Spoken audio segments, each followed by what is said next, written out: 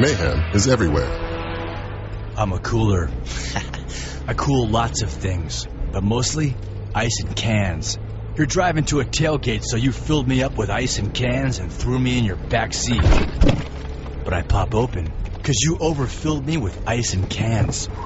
You make a hard turn, and my contents, ice and cans, start pouring out all over your car. There's ice everywhere, and cans. You panic, turn to close me up, and if you've got cut rate insurance, there might be a few less cans in your ice.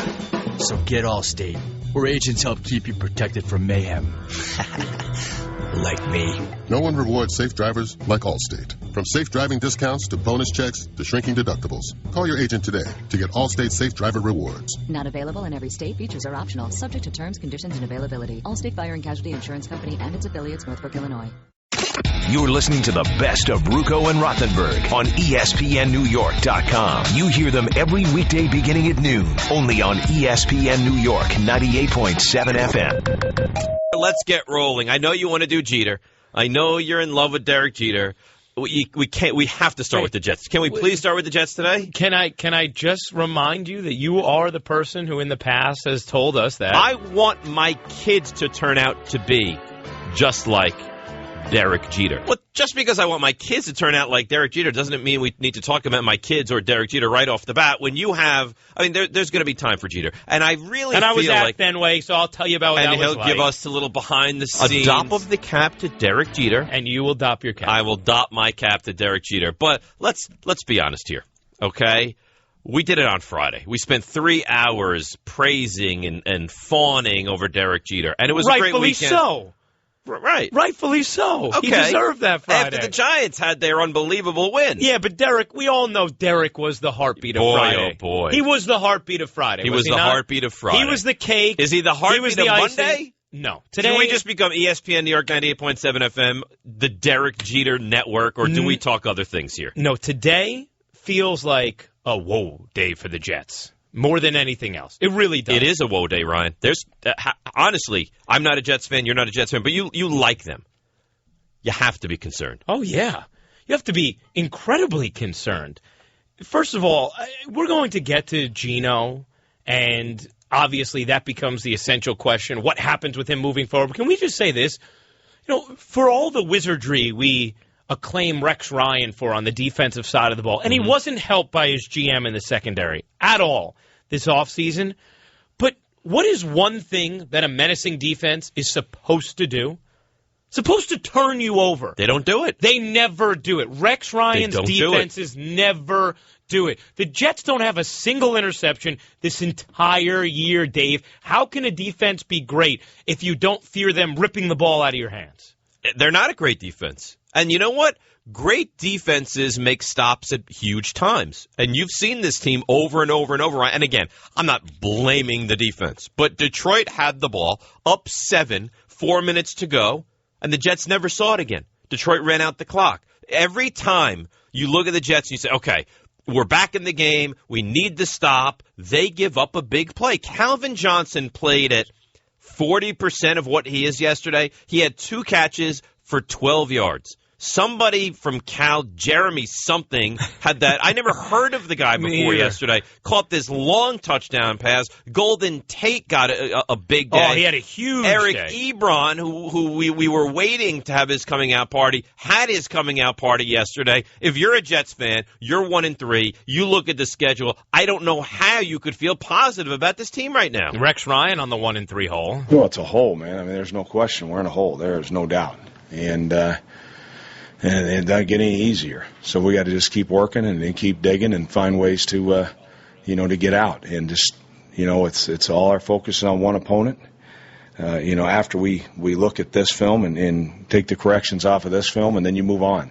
And I always feel that if you don't make the corrections, then it'll happen to you again. And don't be surprised when it does. So you go back, you correct it, and then you move on. It's not just a hole. It is a huge gut punch that zaps the life out of your season, and you will feel as if you are just watching eventual demise until they give you reason to feel otherwise. And Dave, I have been as positive. Very pro-Jets. Yes. Very pro-Jets. I have been as positive about Geno, Rex, and this team as you could possibly be. I cannot tell you how disappointed I am by what happened yesterday. You go up against the Lions, and they basically don't have Megatron. Right. And that's what you do on your home field? That's deplorable. Is it fair to say, and let's be honest now, we're a quarter into the season. This is not a small sample size. We've seen the Jets for 4 full games. Is it fair to say, Ryan, this is what they are? They're just a middling team in the NFL? Things change week to week. Yes. But what I would say is, forget what they are. How about what their record's going to be? Look at, they're 1-3. I thought they needed to be 2-2 minimum through these first 4 games just to be able to survive and make something of their season, considering what they have coming up. You very likely could be staring 1-6 in the face at the end of the next 3 weeks. Well, then the season's over. Yeah, it is. Then the season's over. Yes, I agree. You cannot go up against the Bears and the Lions, 2 games that you really need to win at home, and lose them both. Ryan, this team's played 3 games at home. Now, they beat the Raiders. Anybody beats the Raiders. You see what Miami did to the Raiders yesterday. This is really bad, and now you start to get into and I think it's unfair, but we have to discuss it, the Geno Smith. He's not progressing the way we hoped he would. They don't have the weapons that we thought that they should have brought in here. This offense, they're so blah. They have so little. Also, didn't yesterday you think that they went the exact opposite way of the week before? The week before, they thought we put too much on Geno's plate. This is our fault. They were very conservative. And yesterday, they were like, okay, now we're going to strip everything away. There's a happy medium. Live in the gray area then. You know, he had a really poor game against Chicago. It didn't mean that you needed to hide the keys from him and put training wheels back on the bicycle. They do not have confidence in this kid. Then don't let him quarterback. Then put in Michael Vick. If you're going to neuter him the way that he was yesterday, then play Michael Vick, because that was an embarrassment to me. When you go from what you had the week before and then you overtly describe to all of us how it was on you because you gave him too much, and then for all of us to see in plain sight, you take that much away from him, to me, that's embarrassing for the quarterback. I would rather you put it in the hands of Michael Vick. Not that I trust him, but if you're going to treat Geno like that, like every time he has a bad game, oh, man, we can't. Like a child. Yeah. Like you bring them somewhere and they act poorly, and then every time you bring them anywhere, you have to, keep very close eye. That's what it's like now. He was bad. You can't give me another word to describe what he was yesterday other than bad. And he's 17 of 33. He continues to turn the ball over. They don't turn the other team over. They can't score. I mean, look at the numbers they put up, Ryan.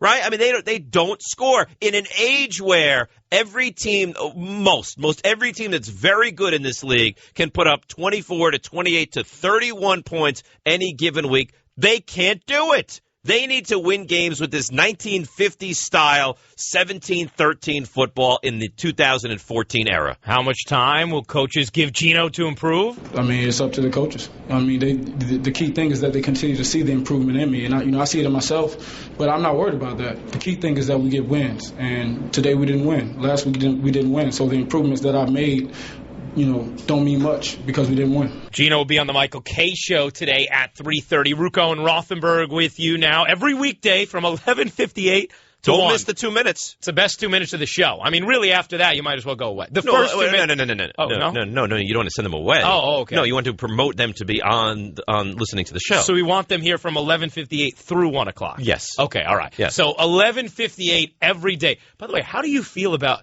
We're in a new studio now. Uh-huh. I just want to divert for a moment.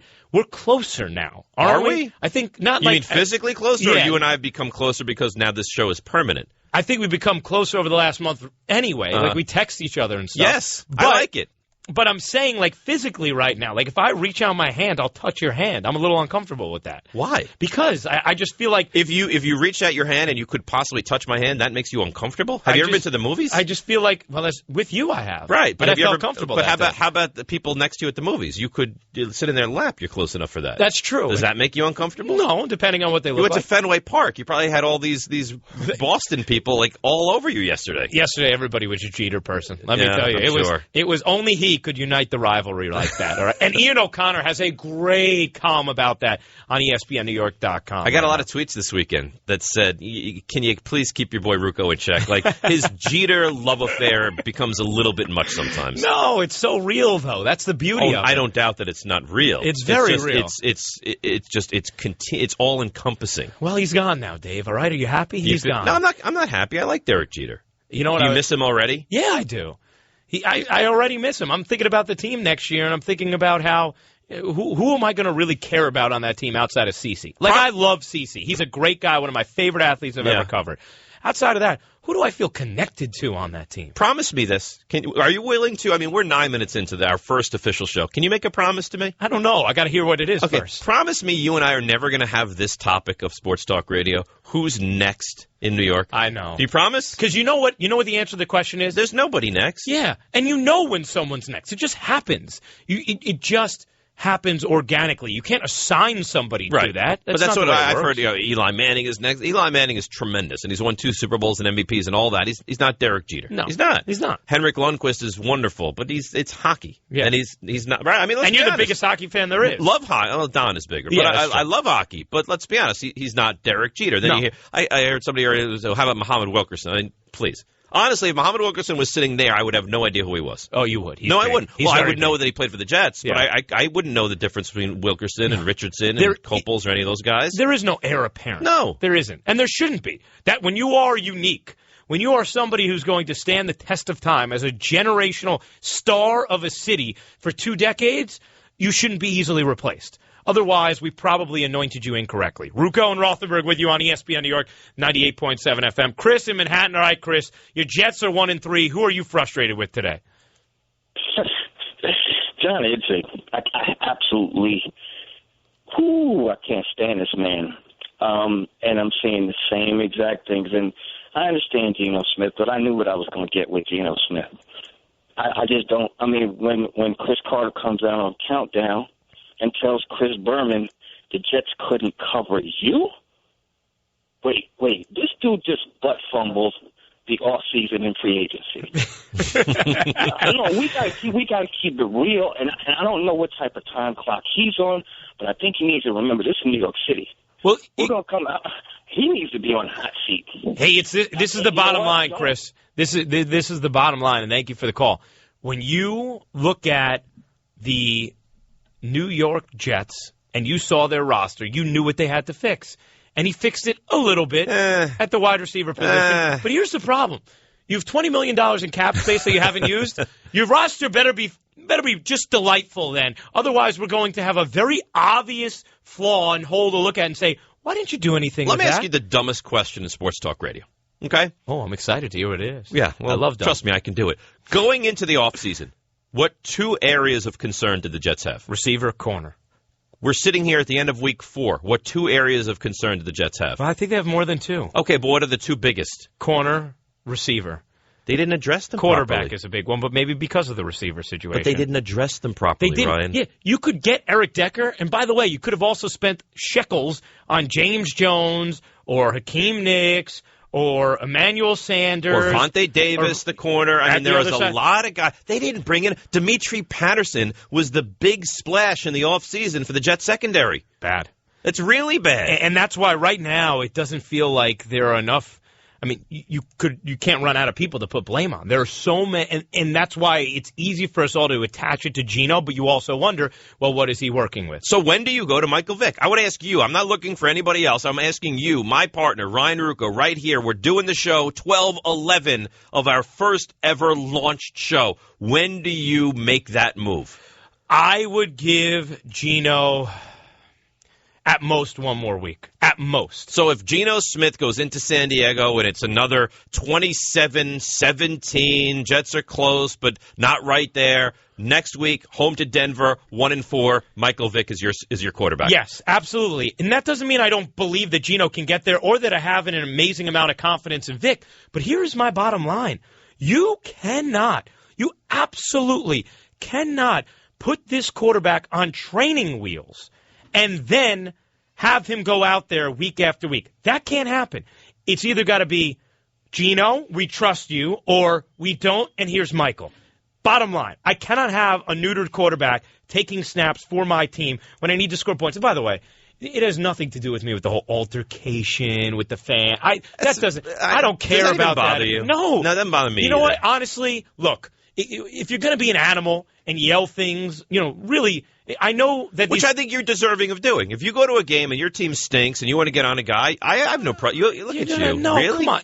Just be human. I don't think anybody should ever be saying in somebody's face something about their mother or their family or you're a blankety blank. I agree with that. If you're going to. Was that what they said? They went after his family? Somebody was going after. I don't know what they said, but they're going after Geno as he's walking off the field. I don't mind going after Geno. You stink. Your performance is unacceptable. You're better than this. But you would say that to an athlete as they're walking off the field? You stink. You would? Yes. You would say that to Yes. him? Look, we all sometimes get heated in the moment. You've said that to an athlete? Yes. Really? To my guys, yes. I just feel like it's such a Neanderthal way to talk to people. Have you met me? I know. You are a Neanderthal. You stink. I've said it tons of times. Jay Wells, Rangers defenseman. I mean, you stink. These guys were terrible at points. I want Geno to be able to, absorb it and not flip out, but it's not a big deal to me if somebody's going after him and he just shoots back. It didn't bother me. It doesn't bother me at all. What does bother me is how poor that offense 17 looks. to 33 and a pick. And a fumble, that bothers me. Reacting to somebody getting all over you? By the way, who forced the fumble? My good friend.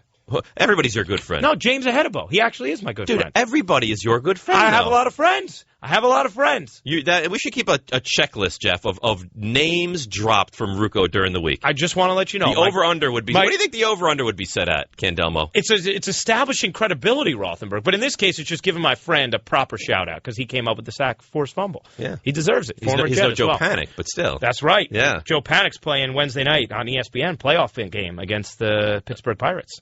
And that's Jeff Candelmo's team, yes, by the way. That'll be a good game. You're listening to the best of Ruocco and Rothenberg on ESPNNewYork.com. You hear them every weekday beginning at noon, only on ESPN New York 98.7 FM. So before I ask Dave, let me ask you, Bill. Yes. Because, Dave, you asked me the question about I asked you the question. And I'm going to ask you. See, Dave's the guy that if I'm a player, I climb up in the stands, I get suspended. Right. Really? I do the Mike Milbury thing on him. Man. You go right after him, You would right? not go after the whole me. deal. You've never yelled at a player? Never. Never? Well, where I sit, you this don't is an get adult. players. That's right. There you go. But you're a 41-year-old So man. what? So what? Yelling at players, you stink. Come on. Oh, absolutely. Grow up. No. I'd be in the stands, man. Yeah. I'd be Come on Brian after me. Cox, Rex Ryan. Let's go, baby. Go after it. He'd be rich. But he'd have bumps for his money. Listen, I'm not going after your family. I'm not making fun of your personal life. But if you stink, I'm going to let you know. So somebody Can I boo, or is that beneath you guys as well? No, you can boo. What can I do? How far can I go before I turn into an animal? You can boo, okay? And you know what? I don't know what this guy said to Geno, but I mean, in the heat of battle, a guy just got his lunch served to him for the third straight week, had a couple of turnovers. Hey, leave it alone. Boo, okay, that's fine. But don't direct anything personal at him. Just don't do it. I agree with that, but I don't go personal after guys. If you were doing the radio show, and there might be a lot of people out there who hate you, who hate me, who hate Bill. These are very misguided people, but they might be out there. I've got it documented, people. See, I got the letters. See, but are you telling me you would have respect for the person who, as you're working to you stink? I mean, wouldn't you feel like that's an animal? That's who that person is. Sure. They are an animal. Yeah. Okay. All right. So you're just okay being known as an animal. Yeah, listen, I think if I'm paying good, hard-earned money to go watch a guy, and I have certain expectations, and they stink, I'm going to let them know. I'm not going to say your mom doesn't cook well. I'm not going to go after you in a tremendously negative way. I think that might be less offensive. No, but I'm going to... Is there a difference between a guy having a bad game or games and a guy like just going through the motions? Yes, I agree with that. If you're not serving up effort or focus, then that could really bother me. But if you just have a bad game, this is not just a bad game. Okay. This is now a pattern that maybe he's not very good. Mm-hmm. He was as bad as he's been this year yesterday in a game that they had to win. Now, do you want to blame other guys? I boo everybody, but part of that booing is the quarterback for me. Let me ask you, Dave. You asked me. I said that if they are going to put the training wheels on Geno Smith, then you might as well go to Michael Vick because you're not going to win that way. But otherwise, I would give him one more week. Would you make the change now? No. I wouldn't, because I think Michael Vick will come in and Michael Vick will get hurt. I'm still uncertain as to what Geno Smith is. Now, he hasn't looked good, but he's been a starting quarterback for 19 games with a subpar receiving core. But the problem is, how does any of that get better? Like, Chris Johnson is still a mediocre running back, right? Jay Samara is still a slow, young, granted, but not a great tight end right now. Eric Decker is nowhere near 100%. Why do I believe that this is going to get better with Michael Vick or Geno Smith or anybody right now? This offense, look at it, Ryan. This offense is bad. They don't have one guy on this offense you say, man, I can't wait to see what he does this week. They don't. No, you're right. No game breakers, Not no one. explosive players. And you know what?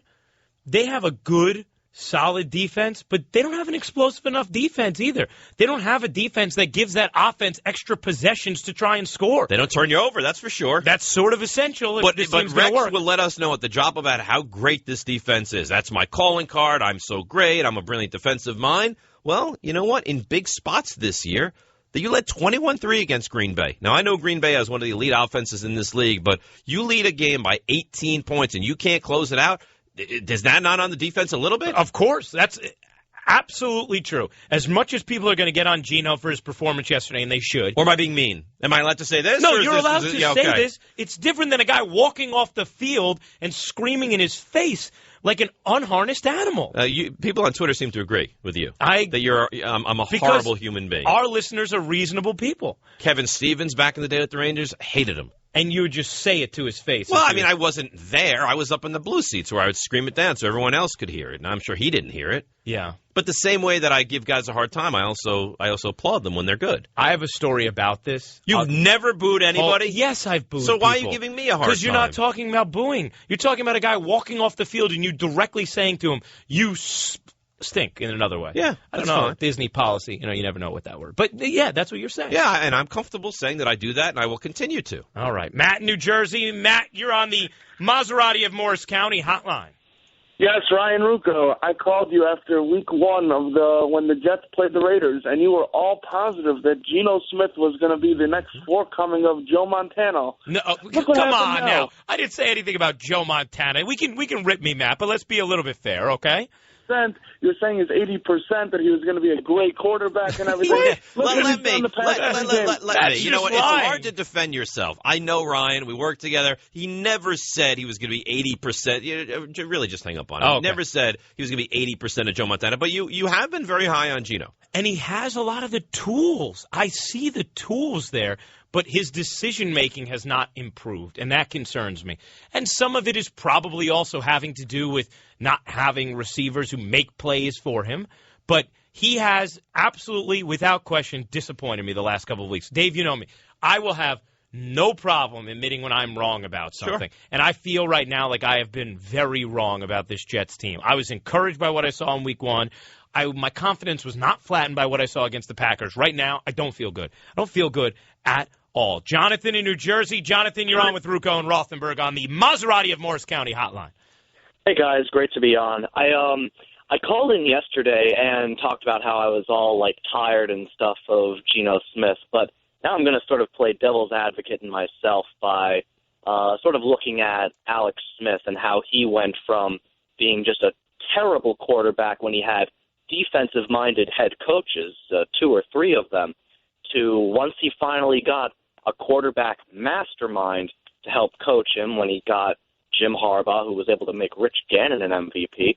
All of a sudden, now Alex Smith is like the must-have guy who, took him a while, took him about 7 years, but he finally became the quarterback that people wanted him to be. He's not a must-have guy, but he's an adequate he's a good starting quarterback. Well, yeah. the Jets thought they did that. And Marty Morningwig, they thought they brought that offensive guru, offensive mind into this thing, and it's done very little to the point that you and I are discussing how bad the offense looked with the play calls yesterday. Yeah, go ahead, Jonathan.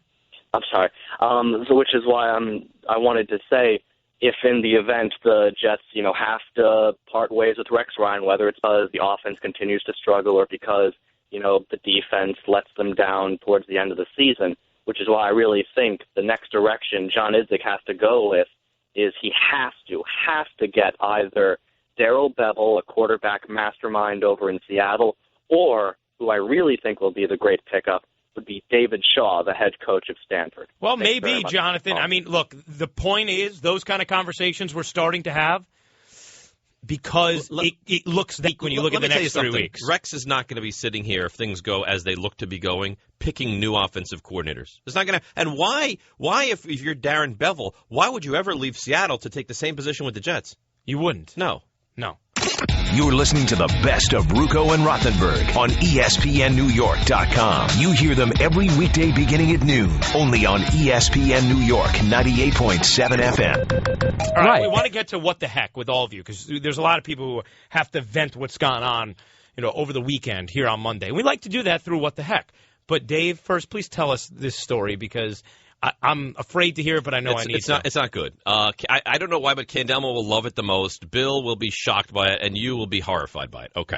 So I'm a competitive tennis player, very good tennis player, ranked in the East Coast, 11 years old. Out on the court. Losing was never an option. I hated losing. I used to cry when I lost, when my teams lost, and my dad always did things the right way. Like I had a real serious role model to try and live up to. So I played a match, and it was competitive, and I was dripping in sweat, and it just went on forever, and it came down to 1 point. We didn't play a tiebreaker where you had to win by 2 at the end. To make it move quicker, you just had to win by 1 point at the end, right? I lost the point. I lost the match. Went up to the net. The referee's there. My coach is there. The other coach is there. I go up to the net. Kid puts his hand. I'm so embarrassed, but I'm 11. Kid puts his hand out to shake my hand. I take my racket and smash him in the face. Oh, my gosh. Are you serious? I take my racket. What is wrong with this guy? Smash him in the face. What does your father do? He starts bleeding, and I run off the court crying. Oh, my God. Into the bathroom. My father calmly walks into the bathroom moments later, looks at me and says, "You ever do that again, and you'll never pick up a racket again." My coach that week said to me, "You ever do anything like that again, and you will not play tennis at this place." And you might, in fact, be in jail if you do that again. Well, I was 11. I don't know if they were going to jail me. Juvie or something. Yeah, exactly. Yeah, so that's where you'd be. But losing, I hated losing so much that it made me absolutely crazy. You know what I'll do to make you feel a little bit better? You have one of those? Tomorrow, I'll tell you my getting kicked out of games stories. Because I have like 9 ejections in my baseball career. Oh, my God. Yeah, I have a lot of them. A real lot of them. And some of them are pretty interesting stories. So I'll make you – I didn't ever hit a kid in the face with a racket, but I'll make you feel a little bit better tomorrow. Okay. Yeah, with a bat. That would be – yeah, no. But so do you like that story? Did that story live up to what I told you it would be? You're an animal. And yeah, you continue to be. This. And you know You're what? right. I love that story, by the way. I knew you would. And for that, Dave, I say – what the heck to you? Yeah, I understand. All right. The audience wants to chime in as well on what the heck. After an NFL Sunday, we give you that chance on Monday. Here we go. Croy in Passaic, New Jersey. Croy, you are up on the Maserati of Morris County hotline. Hey, guys. What's up? How you doing? Good, Croy. How are you? Not bad, not bad. Okay, this is going to be a good thing about a team, okay? Go ahead. What the heck? I don't think you guys heard me. What the heck is going on with the Dallas Cowboys and their defense? They are not supposed to be this good, and they are supposed to be historically possibly giving up the most points. Totally agree. Have fooled all of us. What is going on with the Dallas Cowboys defense, Croy? I totally agree. Right now, if you're looking at the NFC East, we thought it was just the Eagles division. Yeah. The way the Giants have turned a corner, the way the Cowboys have looked through 4 games, suddenly that becomes an interesting race, and it's not out of the question that you get a wild card team out of there as well. I'm not going to go there yet, but the Eagles 3-1, the Cowboys 3-1, and let's give the Cowboys credit. We all laugh at them every single year because they go into this pass-happy offense, and this year they said, we're going to run the ball, we're going to control clock, we love DeMarco Murray, we love our offensive line, and they've done that, and somehow defensively, they've been good enough. I mean, look, the Saints last night didn't score a point in the first half. Ron, you have to give it. It pains me to my core to give the Cowboys credit. You have to give them credit. They're sitting here at 3-1. They won 2 games on the road. They come back and beat everybody's darling to start the year in the Saints. It's a good job by Dallas. Hef in New Jersey. Hef, what are you saying? What the heck about? Good afternoon, fellas. I just wanted to say, I got to agree with Dave. What the heck happened to the Pittsburgh Steelers? You're up 50 points and you can't even punt it past the 50-yard line? What the heck? Yeah. Right. Awful. That was brutal. It was horrendous. That was a brutal end to that game. CJ in Oceanside, New York. CJ, can you give us a what the heck? I just want to give a what the heck to Marnie Warniak. Chris Ivory's pounding the ball in the first half, pounding the Lions. I mean, granted, they got a good run defense, but he's pounding the ball. You got to feed him more in the second half. And the last week, too. You got to feed this guy. He's an animal. So you say, CJ? Animal.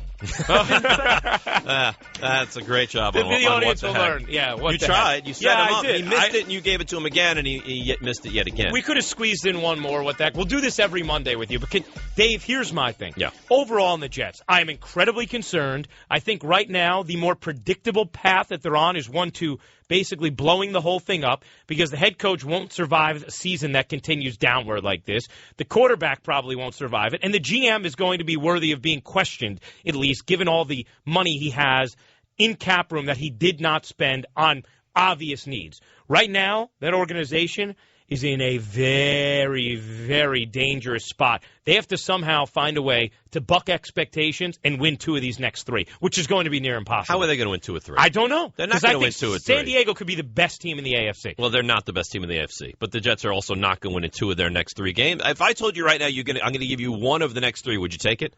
I give you 1 of the next 3. I guess you have to. You kind of have to, no? You might have to. You're listening to the best of Ruocco and Rothenberg on ESPNNewYork.com. You hear them every weekday beginning at noon, only on ESPN New York 98.7 FM. Mayhem is everywhere. I'm a cooler.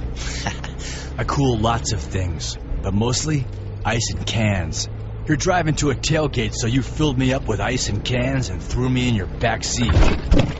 But I pop open, because you overfilled me with ice and cans. You make a hard turn. And my contents, ice and cans, start pouring out all over your car.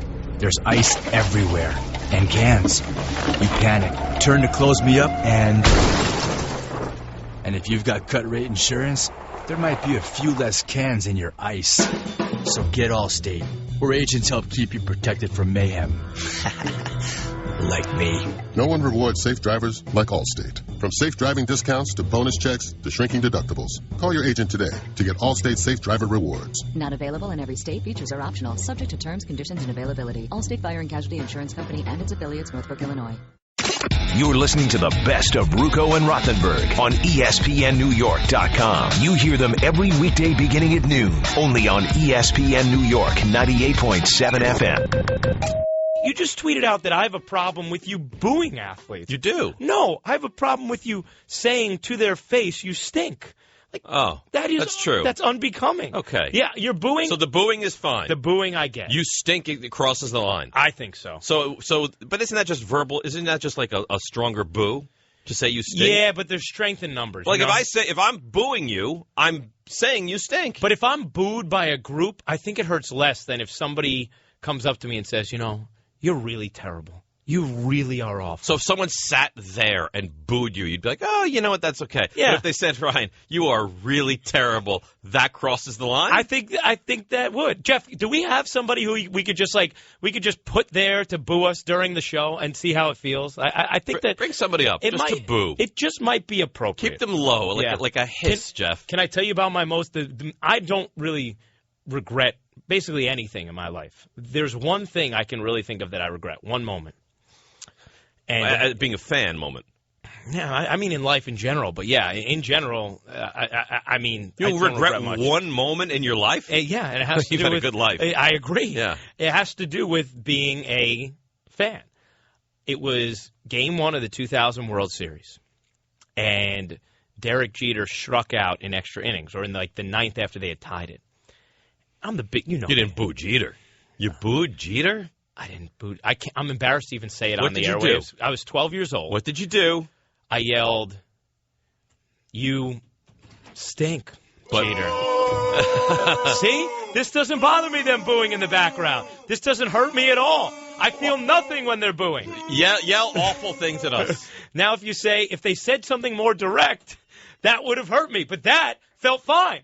That felt okay. Well, that was just pathetic. No. I mean, really, if you're two middle-aged men that come running into a radio studio to boo at people, That's just pathetic. No, it's funny. Are you gonna wax poetic, by the way? No, but I'm waiting. I'm waiting. Yeah, Jeter. yes. Give me some Jeter. Okay, I can't wait anymore. But can I just tell you? Yes. This is my dad turned to me and he said, now it was just a moment of frustration. I wanted him to win the game. I loved Derek Jeter. I was so embarrassed by saying it. My dad turned to me and he said, you never say that about Derek Jeter. I was like, you're right. My dad had one of those moments with me. Really? Yeah, but I took it a little further than you did. Did you? Want to know? It's not good. Yeah. It's really not good. All right. But I was like 11. Can I use that as the... Candelmo's going to love this story. You know what? Let's hear that story at 12:45. Okay. Can we? It's outrageous, and my dad was... And I just respect my dad so much that when he said this, I was so horrified. But when you hear what I did... Is it ridiculous? It's awful. Okay. It's now the only reason you're going to be like, well, he was 11. But when you hear it, and I think of everyone... You'll love it. Candelmo will just ooze with this story moving on. I need to hear it. You will. And we will shortly with Ruocco and Rothenberg on ESPN New York 98.7 FM. Hey, what do you think? Is it time to voice some displeasure or amazement about what happened this weekend? I think it might be, Ryan. Which means it's time for...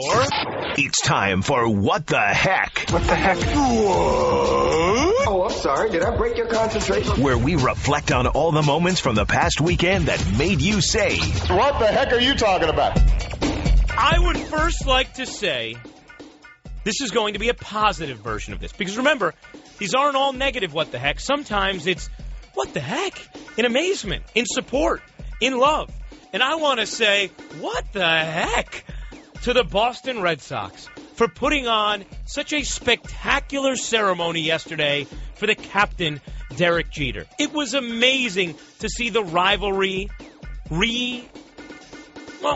just see the rivalry united. To see Yankees fans and Red Sox fans all at Fenway for a common cause. It's like cats and dogs living together. It was unbelievable. I was at Fenway yesterday. Bravo to the scoreboard department who played a rivalry video that showed positive moments from both sides. Showed Aaron Boone's home run on the scoreboard at Fenway. They did? They did. That's awful. They showed Clemens and Pedro and Zimmer getting thrown to the ground. They showed the whole thing. And they showed all the good moments, and they showed the Yankees winning the 99 ALCS. It was... Why? It was beautiful. I would have booed that. Because yesterday, everybody was there for one common reason, and that was the captain. On the scoreboard, they put up, with respect to Derek Jeter, I'm getting chills thinking about it again. They trotted out Boston legends, Bobby Orr, Paul Pierce, Troy Brown. You're ruining what the heck. And so... to the Red Sox in the most positive way possible with amazement, surprise, and adulation. I say... It's not a touchscreen. You ruined the whole thing. I say... What the heck? Thank you, there you Boston, for that beautiful moment to a worthy tribute. Do you think the Yankees, and I don't want a whole long answer, do you think the Yankees would do that same thing for a Red Sox legend? There's no one who's worthy of it. No, but if there was, they would? I don't know. It was that good, huh? I think Jeter's that special. But if there was a Boston version of Jeter, would they do it for him? I don't know. Yankees are pretty classy about that stuff, so probably. Paul Konerko retired as well yesterday. Good for Paul. And Bobby Abreu. That's right. And all we give is Jeter, this love and accolades. All right, I'm ready. Are you ready for mine? I'm ready for your first one. Tampa Bay stinks. They get beat on national television and give up 56 points. They trail the game 56-0. So they're going to lose to the Pittsburgh Steelers, so I've taken in a survivor pool that I'm in. And I take Pittsburgh, and I'm comfortable because Antonio Brown is catching touchdowns. And then slowly the legend of Mike Glennon brings them back. And all of a sudden you look and the Steelers punt the ball away, and the Bucs go long and get down to the Steelers 4. And before I bat an eye, the Bucs go into Pittsburgh and beat the Steelers. Embarrassing. You're chasing Cincinnati. Also embarrassing to lose this game. And they ruined one of my survivor picks in my league. And for that, Ryan, I say... The heck? What the heck are you doing, Pittsburgh? Killing me. Losing at Tampa Bay. Lost in your survivor league. You and I both survived our survivor league. Yeah, and the one we do, I took San Diego. And I took Indianapolis, which was comfortable as well. All right. I made a certain pick about a Super Bowl team. A Super Bowl team that brought the loudest fans to any Super Bowl I have ever seen. So maybe it was just wanting that atmosphere on the first Sunday of February. Or maybe it was looking at the landscape of the NFC and expecting some change from what we saw last year. But we haven't seen change from what we've seen last year. Instead, we've seen the same exact putrid performances on the road from the New Orleans Saints. And we've seen a defense that is not reminiscent of the budding one of last year, but that is of the same pathetic nature of their 2012 defense. And at this point, I cannot feel good about picking the New Orleans Saints to win the Super Bowl. This team, Rob Ryan's defense, went into Dallas last night and got absolutely humiliated. Poor Collinsworth and Al Michaels didn't even have a game to call. That was a total and complete disgrace. And for that, I say a big, hearty, what the heck? What? That's a good one. I like your what the heck. Not the Scooby-Doo sounding guy at the end. That one, was that Scooby-Doo? Yeah, I think so. Really? No, it was Chris Griffin, actually.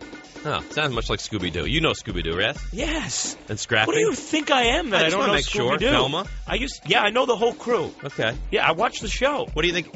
What do you think about that kerchief that Fred wears? The kerchief that Fred wears around his neck? I'm not a fan of it. No, it's weird, right? It is weird, yeah. That and an ascot just makes me think you're stuck up. Can you do a Shaggy voice? I mean, if I really was put on the spot, probably. Just to show you how genius in trivia I am, which Ken Delmo doesn't believe, do you know who did the voices on Scooby-Doo? Do you know who did Shaggy's voice? Casey Kasem, right? Yes! Yeah. That's why you and I are good. Yeah, that's Ken right. Delmo had no idea. See, we bring that to the table. That's what we do. Are you going to give me another what the heck? Yeah, I'm going to give you a what the heck. I had it here. Okay. Chip Kelly, this offense is unstoppable, right? You can't help but score 40 points in a Chip Kelly hybrid running up and down the field offense. They put up 21 points yesterday. How many from the offense? None. Not 1 point from the offense. Second team in the history, maybe the first team in the history of the NFL to score a touchdown on a blocked punt, an interception return, and a punt return. But Philadelphia doesn't put up 1 point offensively. So for that, I say, hopefully as well as you did, what the heck? Say what? You're listening to the best of Ruocco and Rothenberg on ESPNNewYork.com. You hear them every weekday beginning at noon, only on ESPN New York 98.7 FM.